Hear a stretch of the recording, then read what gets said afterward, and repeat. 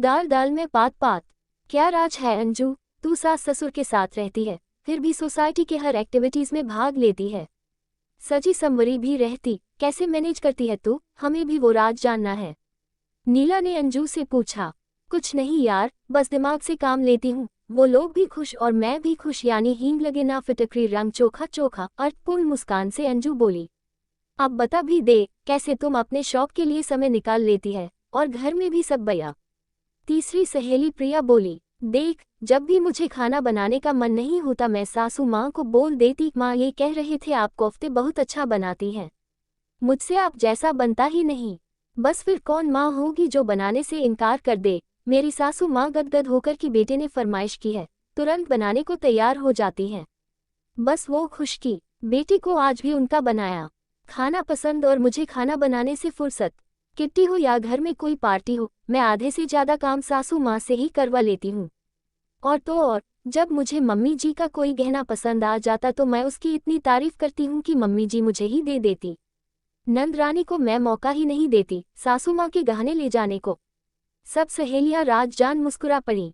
वे भूल गईं, क्लब के दूसरे कमरे में सीनियर सिटीजन की बैठक चल रही थी। अंजू और नीला की सास ने भी सारी वार्तालाप सुनी। दोनों की सास भी आपस में अच्छी सहेलियां हैं।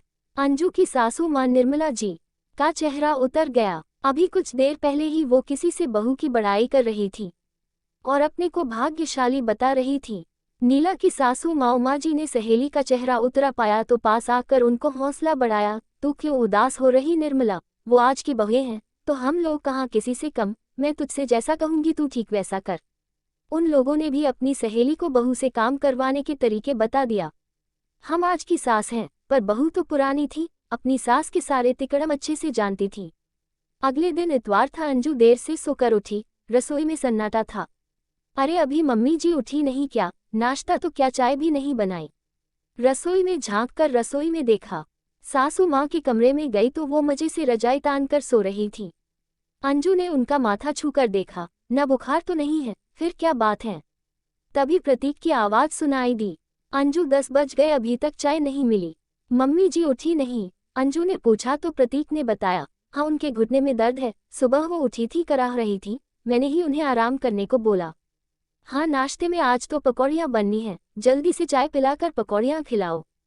प्रतीक की बात सुन अंजू बेचारी भागकर रसोई में गई।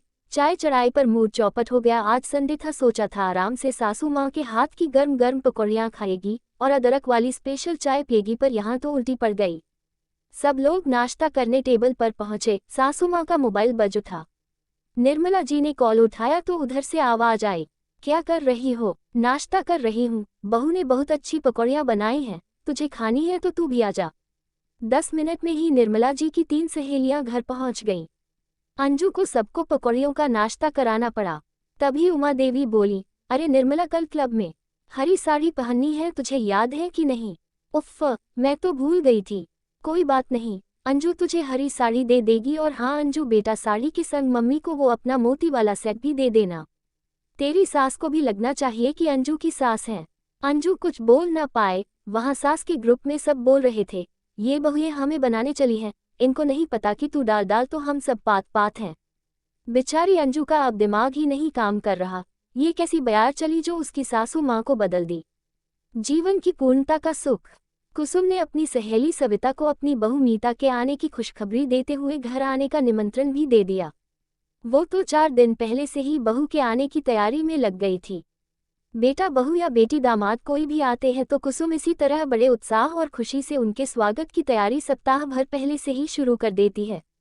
ये देख उसकी सहेलियां खूब मजाक भी करती हैं।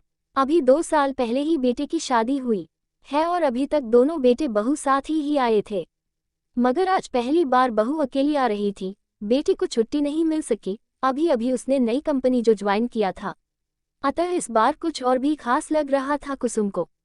आज सविता सहित कुछ और सहेलियां भी चाय पीने के बहाने कुसुम के घर आ धमकी। सबने बहू के आने की तैयारी के बारे में जानकर कुसुम की चुटकी लेनी शुरू की और साथ ही सावधान भी कर रही थी। एक ने कहा, अरे तू तो ऐसे तैयारी करती है जैसे तेरी बेटी आने वाली है।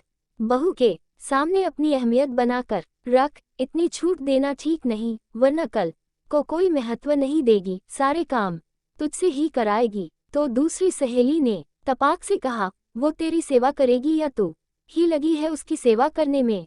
आखिर उसकी भी तो कुछ जिम्मेदारी है घर की। हाँ, बेटी नहीं बहू आने वाली है, कुसुम ने जोर देकर कहा। और क्यों न करूं उसके आने की तैयारी, वो भी तो मेरी ही है। वो भी कुछ दिनों के लिए छुट्टियों में ही आती है, तो उसका स्वागत क्यों न करूं?